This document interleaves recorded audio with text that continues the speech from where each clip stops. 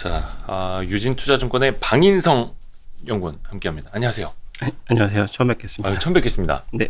그 유진투자증권 그 유튜브 요즘 거기서도 좀 하고 있는데 네.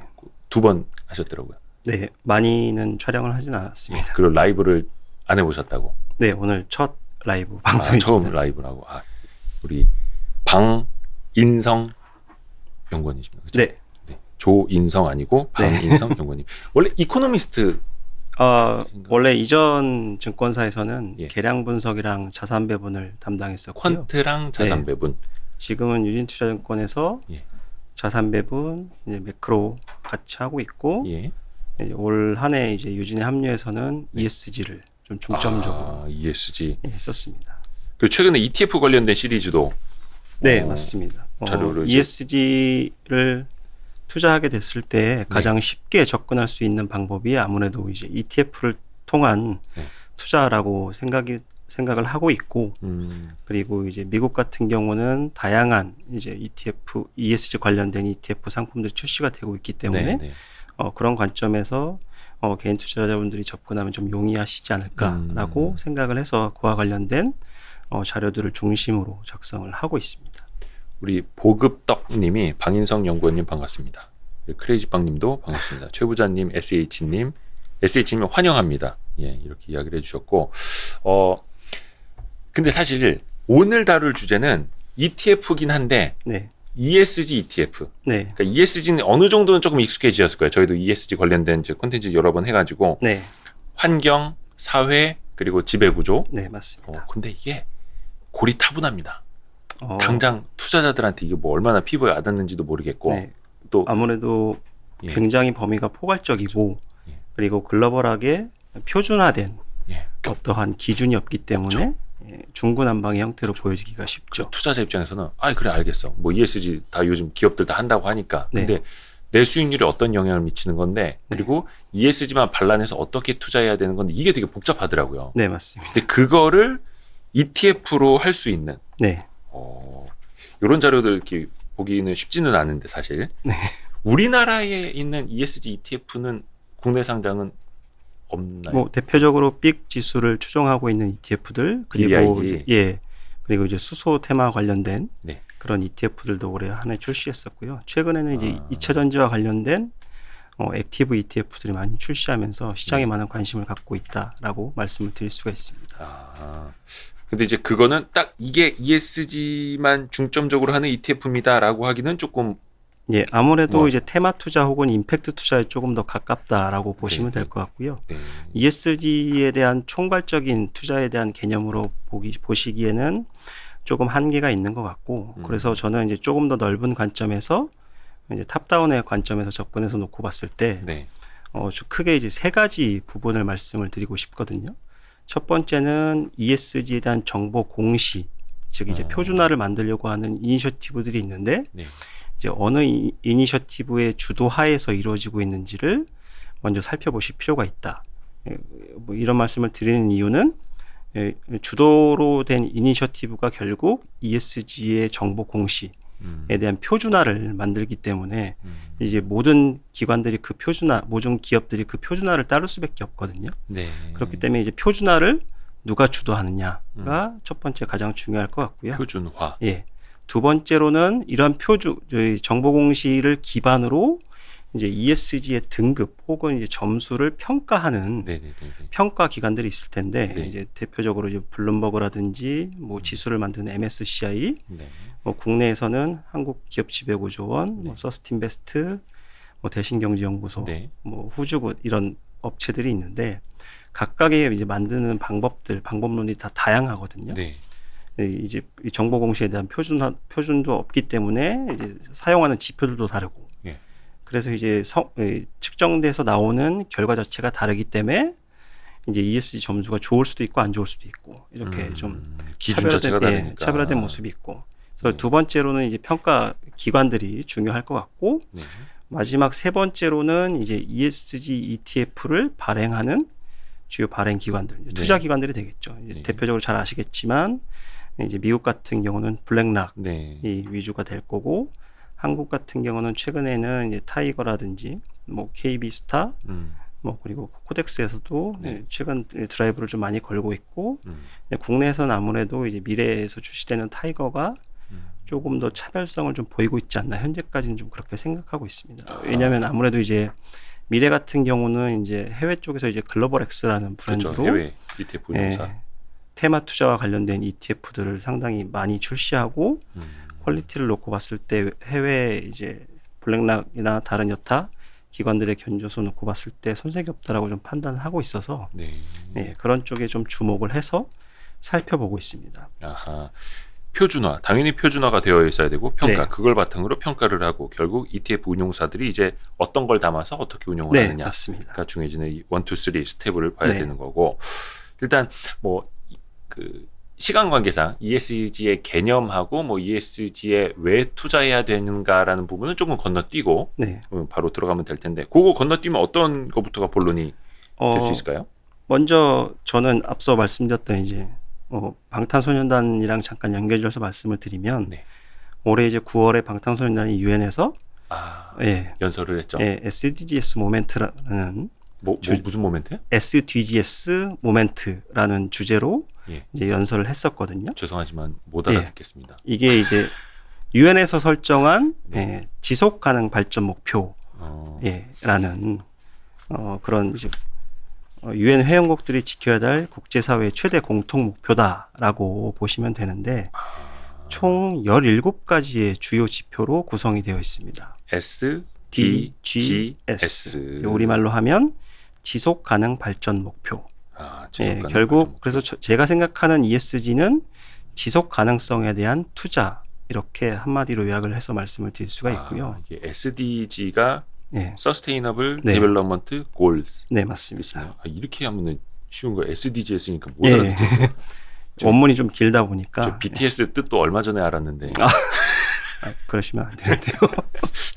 그래서 지속 가능 발전 목표. 네, 그래서 뭐 1번에 빈곤 퇴치, 뭐 2번에 기하 종식부터 해서 뭐 17번에 뭐 지속 가능 발전 목표를 위한 파트너십까지 총 17가지의 주요 목표로 구성이 되어 있고 각 목표당 세부적인 목표들이 있어서 총 169개의 목표를 지키기 위해서 유엔 회원국들이 매년 유엔 총회에서 우리가 작년 대비해서 얼마만큼 개선이 되었는지 정량화된 지표들을 이미 유엔의 대부분의 국가들이 설정을 하고 있습니다.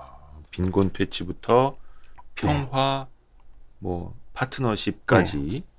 네, ESG 투자가 가장 활성화된 부분은 여기 목표 13번의 목표에 보시면 13번 목표 기후 변화 대응. 기후 변화. 그렇죠. 아무래도 이제 2015년 파리 협정 이후, 파리 기후 변화 협약 이후 기후 변화 대응에 대한 관심이 많아졌고. 블랙락의 레리 핑크 회장이 이런 부분들을 굉장히 강조하면서 13번의 목표에 해당하는 이제 ESG ETF 혹은 이제 기관들의 투자가 집중이 되었고 이후에는 이 기후 변화에서 어떤 영향력들이 일어날 수 있는지 예를 들면 지구촌의 글로벌의 온도가 상승했을 때 물이 줄어들 수 있고 뭐 그리고 육상 생태계가 훼손이 될 수 있고 해양 생태계가 훼손이 될 수 있다. 이런 부분들로 조금씩 파생이 되면서 그와 관련된 투자들이 조금 더 확대되고 있는 그런 상황으로 말씀을 드릴 수가 있습니다. 중요한 건 그쪽으로 이제 돈이 몰리고 있다. 돈이 들어가고 있다. 13번의 목표에서 이와 연관된 목표들로 새로운 상품들이 출시가 되고 있고 새로운 상품들이 출시가 되면서 이쪽으로 수급이 이동하고 있는 상황으로 말씀을 드릴 수가 있습니다. 역시 그게 중요합니다. 암만 ESG 뭐 옳은 경영, 바른 경영 하자 해봐야 실제로 돈이 몰려가기 시작하면. 맞습니다.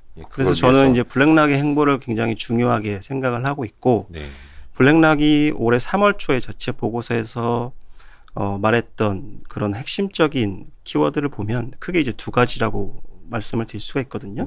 첫 번째는 이제 내추럴 캐피탈. 자연자원과 관련된 부분을 강조했고 두 번째는 이제 휴먼 라이츠라고 해서 인권의 부분들을 강조하면서 이런 목표들을 기반으로 한 ESG ETF 상품들이 출시가 활발하게 이루어졌고 자금 유입들도 굉장히 활발하게 이루어졌다라고 저는 또 생각을 하고 있고요. 블랙락이 이런 내추럴 캐피탈을 강조함에 따라서 저희가 잘 알고 계시는 이제 TCFD 있잖아요. 이제 탄소에 대한 배출을 어떻게 할지에 대한 이런 이니셔티브들이 굉장히 목소리가 커졌었는데 올 한 해 같은 경우는 이제 TCFD 말고 TNFD라고 해서 네. 자연자원을 굉장히 강조하는 그러한 새로운 협의체가 출범이 됐고 주요국들이 이러한 협의체에 우리 지지를 선언하면서 향후 관련된 목표들을 우리가 어떻게 정립할 것인지에 대한 그런 것들을 공표를 했습니다. C 그 카본이 N 네, 내추럴로 네, 맞습니다. 바뀐. 내추럴 캐피탈로 바뀌고 조금 더 세분화되고 있다라고 말씀을 드릴 수가 있죠. 이게 그 15페이지에 있는 그 합산 시가총액 네. 그 다음 페이지 거 보니까 이게 규모가 이게 얼마입니까 이게 10억, 100억, 900억 달러가 넘는 이게 ETF만 시가총액이 저렇게 된다는 거예요? 네, 맞습니다. 지금 13번의 목표인 기후변화 대응과 관련된 그 중에서도 기후변화와 관련된 것만 네. ETF 시총이 네, 그래서 그림에서 보시는 것처럼 13번의 목표를 중심으로 네. 2020년에 굉장히 규모가 커졌고 수급이 쏠렸다라고 하면 올 한 해 같은 경우는 여기서 파생이 되는 그래서 물과 위생, 에너지, 뭐 혁신과 인프라, 뭐 휴먼 라이츠와 관련된 양성의 평등, 성평등 이런 것들로 점점 확산이 되고 있는 그런 현황으로 말씀을 드릴 수가 있죠. 기후변화 대응부터 시작을 해서 네. 점점 관련 ETF 시장이 커져가고 있는. 네. 그럼 그 중에서 어떤 걸 봐야 되나요? 글로벌 전반적으로 ESG 투자 혹은 이제 이 연기금들에서는 보통 사회책임 투자라고 해서 네. 이러한 ESG 투자에 대한 전략들, 방법들이 크게 7가지로 있는데 네. 그림에서 보시는 것처럼 아무래도 연기금 위주로 ESG 투자가 적극적으로 실시가 되고 있기 때문에 뭐 들어보셨겠죠. 네거티브 스크리닝 전략이나 ESG의 통합 전략 방법이 많이 사용이 되고 있습니다. 이게 무슨 차이일까요, 이게? 네거티브 스크리닝 같은 경우는 아무래도 탄소 배출이 많은 예. 기업들을 우리 포트폴리오에서 빼버리는. 배제시키거나 우리는 너희한테 투자 안 할 거야. 네, 이런 예. 식의 전략이 네거티브 스크리닝. 크게 이제 배제를 하거나 네. 혹은 매각을 하는 두 가지 방법이 있는데 잘 아시겠지만 국민연금 같은 이제 공적 어떤 연기금들 같은 경우는 개인 주주들의 수익률을 훼손시킬 수가 있기 때문에 네. 사회적 책임성을 감안해서 네. 무조건적인 매각보다는 아하. 인게이지먼트를 적극적으로 하려고 하죠. 그래서 기업들에게 화석연료를 대체하는 이런 것들 신사업을 하거나 투자를 하도록 적극적으로 권유를 하고 그러한 이후에도 전혀 변화가 없다라고 하면 조금에는 매도를 하게 되는 그런 전략이라고 말씀드릴 수가 있고요. 네. ESG의 통합 전략 같은 경우는 ESG의 각각의 혹은 등급 혹은 점수를 기반으로 종합적인 점수가 나올 텐데 네. 이걸 기반으로 이제 어떤 포트폴리오의 비중을 설정하는 방식이죠. 아까 말씀해 주셨던 그 표준화와 평가 네. 그거를 바탕으로 네. 투자를 점수화된 걸 바탕으로 네. 이제 투자를 하는 게 ESG 통합 투자. 네, 아무래도 아직까지는 데이터베이스가 많이 구축이 되어 있지 않기 때문에 연기금들에서는 주로 이러한 방법들을 사용하고 있고 이제 기관 투자자들이 ESG를 이제 작년부터 시작해서 적극적으로 했는데 네. 그럼 기관 투자자들은 어떤 전략을 펴고 있나라고 놓고 보시면 여기에서는 이제 테마 투자나 임팩트 투자 기반으로 투자를 좀 많이 하고 있다 이렇게 말씀을 드릴 수가 있습니다. 임팩트 투자는 말 그대로 어떤 사회 변화까지 이뤄내려는 네, 그런 걸 말하는 거잖아요. 네 맞습니다. 그러니까 어떻게 보면 뭐 비상장이라고 해야 되나? 아니면 뭐 개발도상국 지원이라든지 그러니까 실물과 행동과 이어질 수 있는 그런 네. 투자고 테마 투자는 뭐예요? 테마 투자는? 테마 투자는 ESG 항목 중에 특정한 하나의 하나를 집어서 집어서 우리가 이제 빅 지수나 이런 것처럼 2차 전지 네. 혹은 이런 것처럼 하나에 관련된 테마에 집중해서 하는 투자고 뭐 저희 이제 강성철 의원이 나오셔서 이제 테마 투자에 대해서 언급하셨던 것처럼 테마 투자와 큰 틀에서는 이제 비교적 같이 하는데 이제 E라든지 S라든지 G를 고려할 수 있는 그런 투자들이라고 말씀을 드릴 수가 있죠. 그래서 이제 제가 이제 교차적으로 말씀을 드리고 싶은 부분은 우리가 이제 ETF 투자에서 하나의 테마 투자 그리고 이제 지속 가능 발전 목표와 연계된 테마 투자들이 그러니까 교집합이 발생되는 그런 ETF들은 어떤 것들이 있는지 그런 것들을 조금 중장기적인 관점에서 접근하실 필요가 있지 않나 그렇게 말씀을 드리고 있습니다.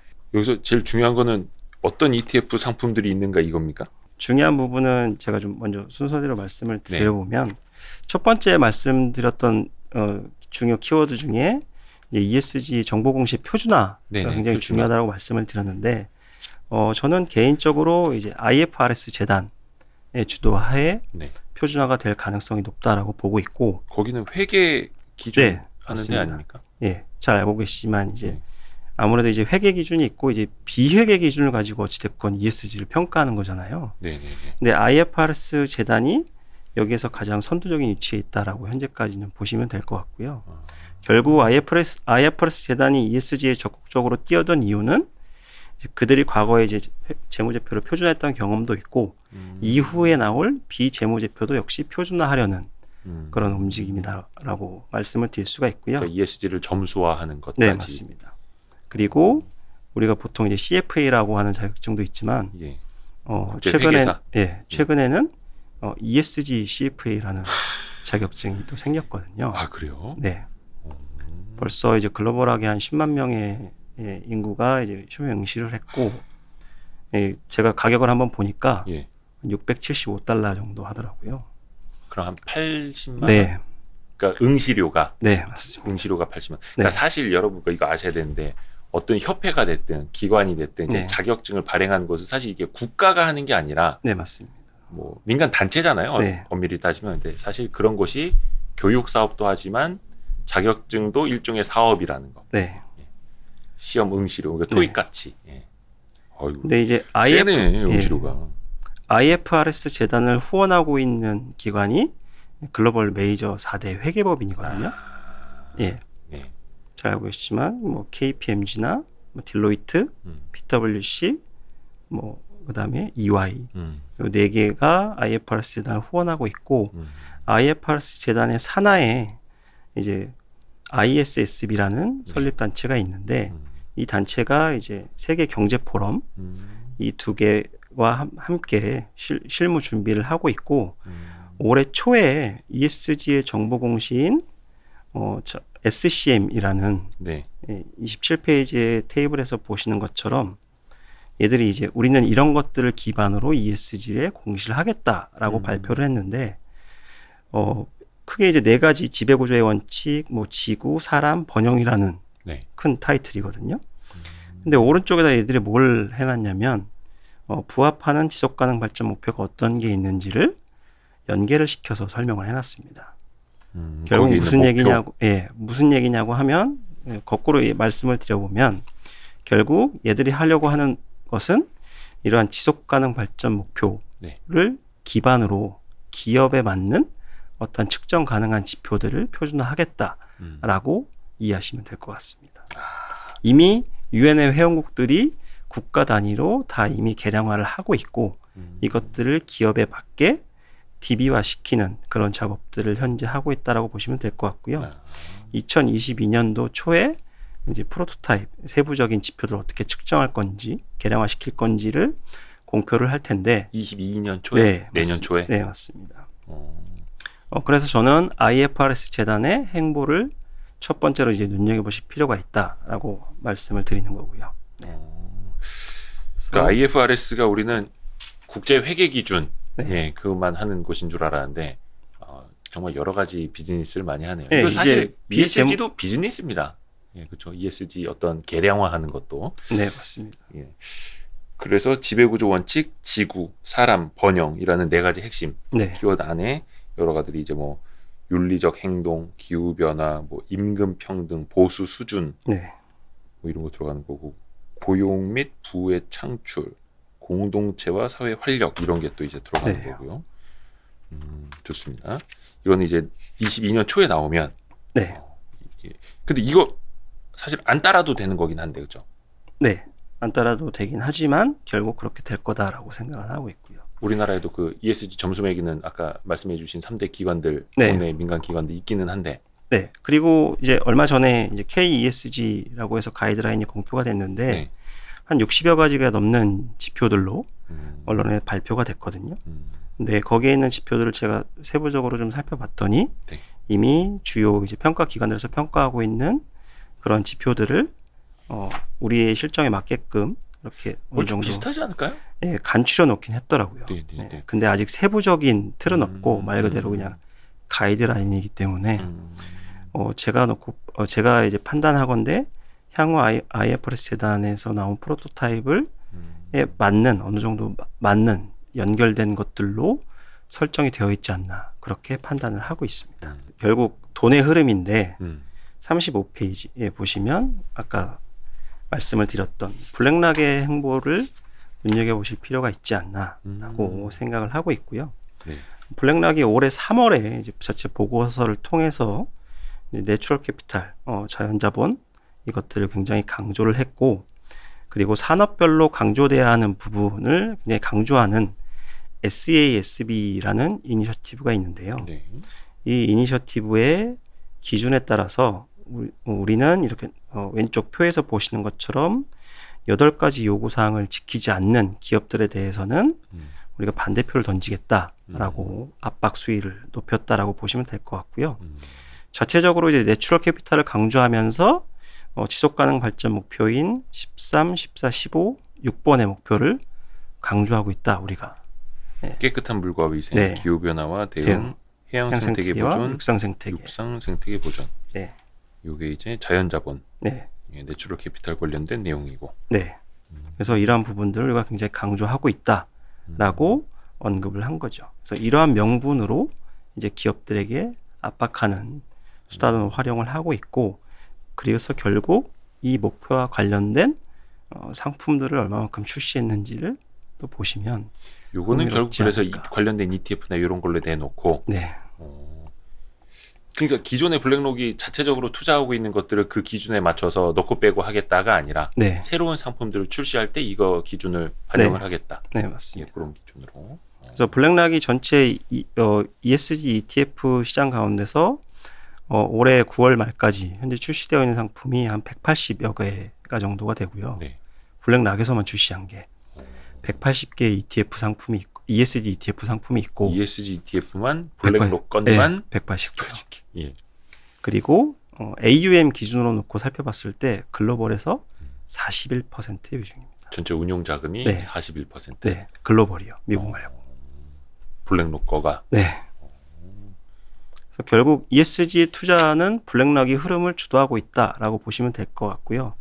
블랙락이 어떠한 부분을 강조하고 있는지를 주목해 보시면 이제 수급이 쏠리는 방향을 에 대한 힌트를 얻으실 수 있지 않을까라고 생각을 하고 있습니다. 나중에 되면 그 ETF의 자금 쏠림 효과도 분명히 나타나겠네요. 네. 그 ESG 펀드 자금들이 들어오는 영역과 못 들어오는 영역. 네. 그래서 표준화는 IFRS 쪽, 네. 그리고 운용은 블랙록 쪽을 네. 주목할 수밖에 없는 거고. 네. 관련된 수익률을 한번 보실 필요가 있을 것 같은데. 수익률이요? 네. 아, 맞다. 그거 중요하죠. 결국 수익률이 안 좋으면 네. 사람들이 여기 또 돈을 안 넣을 테고. 네. 그럼 그 ESG ETF가 지향하는 목적도 달성하기 어려워지잖아요. 네, 맞습니다. 그래서 43페이지에 보시면 2021년 올 한 해 네. 이제 가장 수익률이 연도별 수익률이 높았던 지속 가능 발전 목표들을 한번 놓고 살펴봤을 때 물과 위생, 해양 생태계 이 두 개가 1위와 2위를 차지하고 있거든요. 네. 결국 자연자본과 관련된 목표들에 대한 수급이 많이 이뤄지면서 결국 이와 관련된 ETF 상품들의 성과가 뭐 전체 MSCI 지수 대비해서도 아웃퍼폼하는 그런 성과를 나타내고 있다라고 보실 수가 있겠죠. 요게 그 박스를 쳐주신 부분이 네, 블랙락이 강조했던 내추럴 캐피탈과 관련된 목표들입니다. 다른 것들도 마찬가지인가요? 네, 크게 다르진 않을 것 같고요. 네. 이제 유럽과 한번 비교해서 말씀을 드려보면 네. 유럽 같은 경우는 최근 1년간의 흐름을 놓고 봤을 때 아직까지는 이제 기후변화 대응과 관련된 목표들로 자금이 쏠림 현상이 굉장히 심합니다. 유럽은. 네. 하지만 미국 같은 경우는 기후변화는 아직 크진 않고요. 예. 기후변화 끝난 거고 그 이후에 파생돼서 나가는 에너지나 혁신과 인프라, 물과 위생, 건강과 웰빙 이런 미국은 주로 에너지 쪽으로 돈이 쏠리고 있고 다양한 유럽은 부분에서 기후변화. 이루어지고 있다. 그래서 에너지와 연관된 부분이 앞서 말씀 주셨던 것처럼 우라늄이 한 축이 되는 거죠. 그러겠네요. 이게 시사하는 바가 뭐가 있을까요? 북미 지역에서 특히나 에너지 쪽으로 뭔가 이것도 뭐 에너지 전환기에 있기 때문일까요? 그런 부분이 조금 클 거다라고 생각을 하고 있고요. 전반적으로 이제 놓고 살펴봤을 때는 이제 탄소 배출을 많이 하게 되는 네. 그런 기여도를 놓고 봤을 때 에너지에 대한 비중이 70%가 되고 기존의 전통 산업들이. 네, 맞습니다. 그리고 두 번째로 높은 게 의외로 농업과 임업입니다. 그 뭐 돼지. 네, 맞습니다. 그다음에 네, 소가에서도 탄소가 엄청 나온다고. 네. 그래서 이제 미국에서는 이제 대체육이라든지 네. 배양육 이런 시장들이 굉장히 그 스타트업이나 예. VC에서 굉장히 많은 투자를 올 한 해 작년부터 이루어졌었고요. 그래도 좀 먹는 그 고기는 좀 빼주면 안 됩니까? 이거 뭐 고등어에서 저기 보니까 그 미세먼지 많이 나온다고 하는 것처럼. 그 대체육 같은 경우는 아무래도 이제 대체육 시장이 좀 더 커질 수 있다라고 보는 이유는 네. 유럽 같은 경우는 이제 베지테리언이 상당히 많은 비중을 차지하고 있거든요. 그런데 이러한 사람들이 설문조사를 한 결과를 놓고 봤을 때 대체육이나 배양육 같은 경우는 우리는 충분히 먹을 용의가 있다라는 응답들이 많기 때문에 어떻게 보면 이제 환경까지 고려하면서 새로운 시장을 또 열 수 있는 네. 그런 부분이라고 보시면 될 것 같죠. 재밌네요. 올해 지금 4Q 기준으로 아까 말씀드렸던 17가지의 목표 가운데서 16가지의 목표가 네. 관련된 ETF들로 이미 상품이 다 출시가 됐습니다. 근데 올해 3월 달이죠. 올해 3월 1분기 말까지만 하더라도 이 가운데 한 절반 정도는 출시가 안 됐었거든요. 하나도. 최근에 막 쏟아져 나온 네, 거예요? 올 한 해 다양하게 상품들이 많이 출시가 되면서 자금 유입이 이루어지고 있다. 아직까지는 비중으로 놓고 봤을 때 기후변화에 대한 것들이 크지만 이미 시장은 많이 포화되어 있는 상태다라고 보시면 될 것 같고요. 그러면 이제 새로 어떤 것들이 출시가 될까를 놓고 봤을 때 아까 말씀드린 것처럼 올 한 해 이제 에너지나 이런 부분들이 커졌잖아요. 네. 그 다음에는 이제 혁신과 관련된 인프라 부분 그리고 물과 위생 뭐 이런 부분들이 조금 더 커질 수가 있고 아까 말씀드렸던 육상 생태계나 해양 생태계 이런 부분들이 지금 현재 시점에서는 더욱더 커질 수 있는 ETF 시장이라고 말씀을 드릴 수가 있죠. 그래서 뭐 44페이지 보시면 대표적으로 이제 물과 위생과 관련해서 블랙락의 연장선상에 있는 자연자본과 연장선상에 있는 목표죠. 6번의 목표. 그래서 올해 8월 같은 경우는 미국 최대 저수지인 콜로라도 미드오에서 물 부족 사태가 처음으로 발생을 했고, 그래서 이제 기후 변화에 대응하기 위한 하나의 부분으로 이제 물에 관련된 것들이 미국에서 큰 관심을 받기 시작을 했고요. 얼마 전에 통과됐던 1조 달러의 인프라 예산안에도 수자원 관련된 부분들이 약 760억 달러가 배정이 되어 있었기 때문에 미국 입장에서 상당히 중요한 부분이죠. 그리고 뭐 잘 알고 계시겠지만 미국 같은 경우는 이제 콜라나 이런 흔히 얘기하는 이제 기름보다 물의 값이 단가적으로 놓고 봤을 때 조금 더 비싼 부분들도 있기 때문에 물이 더 비싸다고요? 네, 콜라보다는 물이 더 비쌉니다. 그래서 물과 위생과 관련 연계된 ETF들이 올해 많이 출시가 됐고 수급적인 측면이나 주가적인 측면에서 놓고 봤을 때 이렇게 올 한 해 상당 부분 이제 우상향하는 부분, 펀드 플로우도 그렇고 수익률 자체도 나쁘지 않은 그런 흐름을 보여줬다. 그러니까 여기 어떤 기업들이 들어가 있는지가 또 이제 궁금해지는데 우리로 따지면은 이제 뭐 백산수나 이런 거 만드는 농심 이런 게 아니라 수도 관련 인프라. 폐수라든지 정화라든지 이런 거 하는 기업들까지 다 포함이 되어 있는 오폐수, 정화, 수처리 기업들. 그래서 보시면 이런 ETF들이 있다라고 보시면 되는데요. 역시 아이쉐어즈 블랙락에서 출시한 ETF고요. 글로벌 워터 뭐 UCITS ETF라고 해서 티커는 IWATF입니다. IWATF. 저게 WAT가 약간 뭔가 워터를 뜻하는 것 같은 느낌은 드네요. 네, 맞습니다. 그래서 탑 10의 보유 종목들을 놓고 살펴봤을 때 아메리칸 워터웍스나 뭐 이런 기업들이 포함이 되어 있고요. 뭐 전반적으로 놓고 봤을 때 물과 관련된 기업들 그리고 인프라와 관련된 기업들이 포함이 되어 있는 부분들을 보실 수가 있습니다. YTD 그러니까 올해 들어서 네. 이 자료 쓰신 게 11월 초쯤 네. 쓰신 거니까 22% 정도 수익률이 나오고 있는. 네. 시장 대비로는 이게 훨씬 좋은 건가요, 그러면? HWI 기준으로 놓고 봤을 때, MSCI HWI 기준으로 놓고 봤을 때 약간 15% 정도니까 시장 대비 좀 아웃퍼폼을 한. 물과 관련된 거고, 이 물 관련된 그 ETF도 또 여러 개 있을 거 아니에요? 네, 그리고 이제 방금 본 iShares 거였고, 두 번째 거는 인베스코에서 출시한 PHO의 티커를 가진 ETF로 말씀을 드릴 수가 있죠. PHO. 네. 겹치는 기업들이 많은 것 같진 않네요. 네. 국가별로 놓고 살펴봤을 때 앞서 iShares 같은 경우는 미국의 비중이 49%고 네.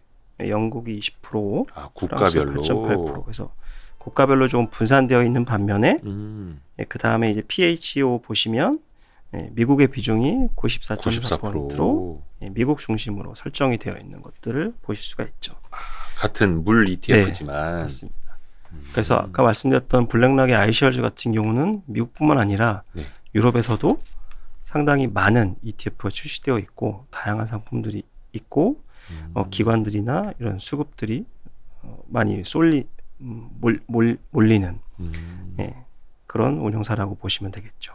요거는 그러면 이제 같은 물 ETF여도 IWATF를 택할 건지 PHO를 택할 건지는 약간 국가별 비중. 네, 저 미국과 유럽 여타 국가들을 동시에 고려할 것이냐, 아니면 미국 중심의 물을 좀 고려할 것이냐에 따라서 선택의 차이가 있다라고 보시면 될 것 같습니다. 수익률은 거의 뭐 비슷하게. 네, 맞습니다. 수익률은 하네요. 큰 차이는 없다라고 보시면 될 것 같고요. 재밌네요. 이게 사실 옛날에 한 10여 년 전에 우리나라에서도 물 펀드가 나온 적이 있었거든요. 물 펀드. 지금 어디 갔는지 모르겠지만.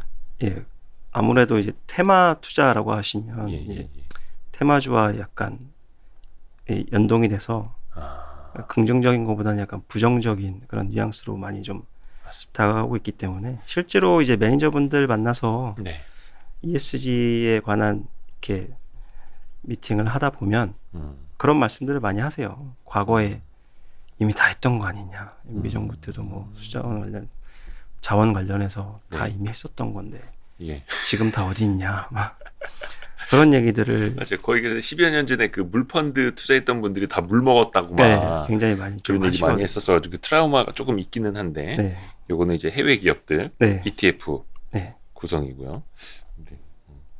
물펀드가 이렇게 있고 그리고 62페이지에 하나 더 있는데 FIW라는 티커를 FIW 가진 티커라고 보시면 될 것 같고요. 뭐 이거는 이제 미국의 비중이 88.3%로 좀 높은 편이고요. 캐나다와 영국 그다음 순으로 되어 있고요. 요거는 매출 상당 부분이 식수 또는 폐수 처리 산업에서 발생하는 종목 대상 뭐 이런 식으로 기준들이. 그 다음에는 14번의 목표 한번 블랙락이 강조했던 부분들을 좀 말씀을 드리려고 하는 거고요. 블랙락이 이제 내추럴 캐피탈을 강조하면서 6번, 14번, 뭐 15번 이런 목표들을 좀 강조했었기 때문에 그러한 관련된 ETF 상품들을 좀 말씀을 드리려고 합니다. 그래서 14번의 목표는 이제 해양 생태계를 보존하기 위한 목표다라고 보시면 될 것 같고요. 대표적으로 BLUE의 티커를 가진 이제 블루라는 그런 ETF 상품이 있습니다. 이름 좋네요. 이거 외우기 쉽다. 블루. BLUE. 그래서 해양 생태계 보존을 하거나 지속 가능성에 투자하는 그런 기업들을 좀 보고 있다, 많이 담고 있다라고 보시면 될 것 같고요. 그래서 해안의 환경 보호나 해양의 식자원, 오염을 축소하거나 해운로를 정비하는 뭐 그런 기업들에 투자하고 있는 ETF로 말씀을 드릴 수가 있습니다. 그래서 출시한 상장일도 보면 2020년 9월, 작년 얼마 되지 않았죠. 출시가 됐고 전반적으로 이제 블랙락이 강조하는 그런 부분들과 큰 틀을 같이 하고 있다라고 좀 말씀을 드릴 수가 있겠습니다. BLUE 네. 이렇게 해서 요거는 이제 국가별로 굉장히 많이 네, 분산이 돼 있는 다양화되어 있는 그런 ETF로 말씀을 드릴 수가 있죠. 그래서 한국 기업들은 없고 뭐 프랑스, 노르웨이, 네. 스페인, 네덜란드, 덴마크, 스위스 뭐 이렇게 돼 있네요. 네. 요거는 올해 들어서 수익률은 한 13.6% 정도가 되네요. 네. 그리고 15번의 목표. 이건 육상 생태계예요? 네, 맞습니다. 육상 생태계. 아까 말씀을 드렸던 이제 해양 생태계 말고 육상 생태계 부분이죠. 해양 자원 관련된 건 알고 육상 생태계 이거는 이제 이거 보여주신 거죠. VEGN? 네. 요 ETF? 네. 이거는 종목들을 말씀을 드리면 실제로는 참 이게 왜 육상 생태계에 속해 있냐라고 그렇게 나올 수밖에 없는 그런 종목들이 좀 많은데요. 지금 제가 이 VEGN 육상 생태계 지속 가능한 발전을 위한 그 ETF 보유 종목 보니까 왼쪽 아래 보이죠? 엔비디아, 마이크로소프트, 테슬라, 페이팔, 비자, 유나이티드 헬스그룹, 마스터카드, 컴캐스트, 알파벳. 야, 앞에서는 솔직히 제가 모르는 기업들이 수두룩했거든요. 네, 이거 다 아시는 기업이죠. 요거는 거의 뭐 그냥 나스닥 상위나 뭐 이런 거 아닙니까? 그렇게 보이긴 하는데 이제 방법론적인 측면에서 놓고 봤을 때 네거티브 스크리닝을 통해서 만든 ETF거든요. 그러니까 미국의 상위 500개 기업 가운데서 매출의 2% 이상이 세계의 필라, 즉 동물이라든지 환경, 인권과 관련된 이제 부정적인 행위에 있는 기업들을 이제 아예 배제하는 형태로 되어 있기 때문에 그러니까 그런 것들과 이제 사업의 연관성이 전혀 없는 기업들이 선정이 되다 보니 어떻게 아이러니하게도 이제 나스닥에 있는 기업들이 많이 포함이 되어 있고 전체적으로 이제 차트를 놓고 봤을 때도 거의 뭐 S&P나 뭐 미국 주식이랑 크게 궤를 같이 하는 형태로 많이 나타나 있죠. 그래서 요거는 그러니까 미국의 어떤 대형 기업들 중에서 약간 뭔가 생태계 보존이라든지 친환경 쪽을 신경 안 쓰는 기업들은 나는 빼고 살 거야. 약간 이런 느낌.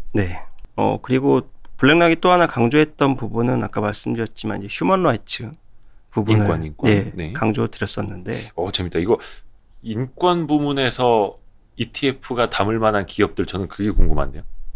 그러면은 연봉을 많이 주고 일을 덜 시키고 뭔가 저기 개발도상국 쪽에 뭐 자원 배분을 좀 해주고 뭐 이런 걸까요? 보시면 57페이지인데요. 성평등의 달성과 이제 모든 여성 및 여아의 권익을 신장시키기 위한 목표로 설정이 된 ETF다라고 말씀을 드릴 수가 있고요. 티커가 아주 좀 와닿습니다. SHE. 쉬. 야, 이건 안 까먹겠네요. 아까 블루랑 쉬는 안 까먹겠네요. 그래서 어떤 기업들이 선정이 되어 있나라고 보시면 미국 시총 상위 기업들 가운데서 이사회 및 고위 경영진 내에서 여성의 비율이 섹터 내 상위 10%인 기업들을 대상으로 집중 투자하는 ETF다라고 말씀을 드릴 수가 있습니다. 그러니까 일단 이것도 네거티브 스크리닝 전략하고 좀 비슷할 수도 있겠네요. 그러니까 미국 시총 상위 기업 중에서 이사회, 고위 경영진의 여성 비율이 섹터 내 상위 10%를 넘어야 돼야만 상위 10% 안에 들어야만 여성 경영인들이 많은 곳. 세일즈포스닷컴, 월트 디즈니, 넷플릭스, 비자, 유나이티드 헬스그룹, 페이팔, 뭐 나이키, 스퀘어, 머크, 스퀘어 뭐 이런 식으로 요들 기업들은 이제 경영진의 여성 임원들이 좀 많이 있는. 상대적으로 여성 임원들이 많이 있는. 예전에 지금은 모르겠는데 넷플릭스는 한때 그 뭐 이사회나 경영진 내에서 막 인종 조금 너무 백인 위주로 돼 있는 거 아니야? 막 이런 논란도 뭐 있었는데 월트 디즈니도 그러지 않았었나? 최근에 이제 성평등과 관련해서 조금 파생되고 있는 것들이 방금 말씀 주신 그런 부분들이거든요. 인종까지. 직장 내 흑인과 백인의 비율, 혹은 이제 히스패닉의 비율 이런 부분까지 고려하거나 임직원 내 임원들 가운데 흑인의 비율이 얼마만큼 되는지, 혹은 동양인의 비율이 얼마만큼 되는지까지를 고려하는. 근데 이건 조금 아이러니한 게 사실 뭐 흑묘 백묘라고 일만 잘하면 뭐 쥐만 잘 잡으면 검은 고양이 어떻고 흰 고양이 어떻고 이런 측면에서 보면은 또 굳이 인종까지 고려하면서 이 사진을 구성해야 되고 그게 과연 기업 실적 성장 성과에 얼마나 도움이 이거는 좀 고민이 될 수가 있겠네요. 그 과연 결국 이제 닭이 먼저냐 달걀이 먼저냐의 네네네. 문제로 귀결이 될 것 같은데요. 네. 그러니까 여지껏 이 중장기적인 관점에서 단기적인 기업의 실적이나 성과보다는 중장기적인 관점에서 장기적인 안목을 가지고 그렇게 비교했던 사례들이 흔치 않기 때문에 그런 이야기가 많이 좀 나오는 거다라고 생각을 하고 있고요.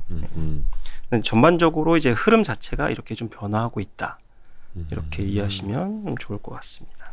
그래서 성평등 달성, 네. 뭐 또 여성 및 여아의 네. 권익 신장 관련된 ETF고, 네. 이것도 젠듀라는 네. 것도 있고, 네. 두 번째 젠뷰 같은 경우는 젠더 카테고리를 크게 이제 리더십이나 동일 보수 체계 예. 혹은 내부의 성평등 정책의 투명성을 나눠서 기업들을 평가한다. 그래서 거기에 100개 기업을 선정한 다음에 100개 기업들을 중심으로 투자하는 ETF로 말씀을 드릴 수가 있습니다. 요거는 어찌됐든 간에 그냥 이 ETF가 추종하는 테마도 네. 중요하겠습니다만, 결국 그 안에 들어가 있는 네. 뭐 최소한 톱 10, 네. 예, 비중 큰 10개 종목 정도는 보고 네. 내가 한 번 더 판단을 하는 과정이 좀 필요하겠네요. 네. 그렇게 좀 보실 필요가 있을 것 같고요. 네. 아무래도 이제 미국을 중심으로 이렇게 테마 ETF라든지 ESG ETF들이 상품들이 많이 출시가 되어 있어서 네. 이러한 것들을 이제 벤치마크에서 국내 기업 운용사들도 많은 상품들을 좀 출시하려고 하는데 아직까지는 좀 문제점들이 좀 있는 상황인 거죠. 그러니까 측정할 수 있는 DB가 부족하다거나 혹은 뭐 다 결과적으로 반란해 놓고 봤더니 네. 뭐 K200이랑 크게 다를 게 없더라. 뭐 이런 형태들로 혹은 이제 너무 시가총액 규모가 작은 네. 기업들만 있어서 이것들을 어떻게 상품화시키기가 좀 어려운 문제점. 그런 부분들이 현재 이제 ESG 관련된 ETF에서 많이 좀 문제가 되고 있는 어려움이라고 그렇게 좀 생각은 하고 있습니다. 뭐 아까도 잠깐 이야기를 했습니다만, 사실 어떻게 뭐 너무 가볍게 표현하면 이제 수익률이 장땡이라고. 네. 또 우리나라 분들도 많이 이제 투자하시는 LIT, 네. 리튬 관련된, 그러니까 2차전지 관련된 ETF, 뭐 URA, 우라늄 관련된 ETF도 여기 이제 담겨 있기는 한데, 또 태양광 쪽에는 탄, TAN, 그것도 되게 유명하고 하긴 네. 한데, 결국은 이제 어떤 ESG의 긍정적인 취지뿐만이 아니라 그 기업의 어떤 성과, 주가 측면에서 같이 나타나야 된다라는 게 이게 ETF 투자에 조금 어려운 점이잖아요. 그렇죠? 그렇죠. 중장기적으로 놓고 봤을 때 이제 결국 같은 방향성을 네. 띄어야 되는데 단기적으로 조정이 있다거나 혹은 그럴 때 투자자들이 얼마만큼 감내할 수 있는지 그런 부분들이 좀 기존 투자 전략과는 조금 차별화된 부분들이지 않나 그렇게 생각을 하고 있습니다. 맞습니다. 그래서 이것도 그 해외 ETF 좋아하시는 분들 상당히 많으신데, 네. 뭐 물론 요거를 이제 적립식으로 사는 것도 좋고, 네. 근데 이건 좀 단기 접근할 거는 또 아니죠. 네, 단기적으로 접근하시기에는 조금 네. 무리가 있다라고 생각은 하고 있습니다. 저희가 시간상 네. 끝내기 전에 요거는 이제 뭐라 해야 되나, 테마형 ETF잖아요. 어떻게 보면 네. 이제 ESG도 그 한 축이고, 네. 요런 거 투자할 때 조금 당부하고 싶은 말씀 이런 거 좀 해주시면 좋을 것 같아요. 테마 네네. 투자할 때 그러니까 특히 ESG 관련된 ETF. 테마 투자와 관련됐을 때는 아무래도 단기적인 수급 이슈 혹은 이제 기후변화와 관련된 정책이라든지 네. 이런 것들로 인해서 ETF라고 하더라도 변동성이 좀 커질 그런 우려들이 있는데 네. 정책적인 부분이라든지 이런 부분들을 좀 면밀하게 모니터링 하실 필요가 있지 않나 네. 네, 그렇게 생각을 하고 있고요. 그리고 하나의 목표에 집중적으로 투자하시는 것보다는 네. 몇몇 이제 상관성이 좀 낮은 그런 아. ETF 상품들로 분산 적립 투자하시는 방법이 전반적인 계좌의 안정성을 좀 높여주지 않을까. ESG 자체가 좀 기업 리스크로서는 좀 분산이 되어 있는 거긴 한데, 네, 특히 이제 테마형 ETF 같은 경우는 특정 테마에 좀 쏠리는 것보다는 네. 그조차도 이제 같이 여러 가지를 믹스해서 투자하는 게 낫겠다. 네, 좋습니다. 이 애널리스트 분들은 사실 이거 해외 ETF는 다 투자하셔도 되잖아요, 사실. 네, 맞습니다. 국내 개별 주식 같은 거야 뭐 컴플라이언스 이제 문제가 있으니까 못 하게 되는데 해외 ETF도 투자하십니까? 해외 주식. 해외 주식은 또 자유롭고. 네. 예, 근데 뭐 저희가 해외 그 알 주식을 이야기하기엔 좀 부담스러우니까 ETF는 주변 분들은 어떤 것들 많이 하고 계시는지 좀 마지막으로. 이런 말씀 드려도 되는데 최근에는 ETF는 이제 국내 액티브 ETF가 핫하죠. 네, 조금 더 수익률이 좀 상대적으로 우월하기 때문에 그걸 좀 쏠리는 것도 좀 있고. 네. 최근에 이제 해외 쪽 ESG ETF보다는 국내 좀 ETF에 많이 초점을 맞춰서 투자를 하고 계시는 것 같아요. 맞아요. 좀 제가 봤을 때는 이게 국내는 또 시장이 작아가지고 ETF 편입 종목에 따라서 쏠림도 심하고 좀 유행을 따라가는 게 굉장히 많기는 한데 ESG는 단발성 유행은 분명히 아닐 거고요. 네. 예, 그래서 요거는 조금 더 길게 큰 안목에서 투자하시는 분들을 위해서는 한번 좀 공부해 보시면 좋을 것 같은 ESG ETF로 오늘 공부를 해봤습니다. 시간이 한참 지나갔네요. 조금 어려운 내용일 수도 있고 그리고 여기 이제 아까 블랙록에서 내놓은 것만 180여 개라고 했는데 그건 저희가 뭐 다 설명을 해드릴 수는 없으니까 유진투자증권 홈페이지 가시면은 요 그 ESG 관련된 11월 3일에 나온 지속가능성에 투자하는 ESG ETF 같이 이제 자료를 보실 수가 있습니다. 고생 많으셨습니다. 나중에도 이렇게 좋은 그 유익한 자료 나올 때면 또 말씀 부탁드릴게요. 네. 유진투자증권의 방인성 연구원 함께했고요. 채팅창에서도 많은 이야기 하고 계신데 이제 들어가십시오. 고맙습니다, 여러분. 들어가세요. 수고하셨습니다. 네.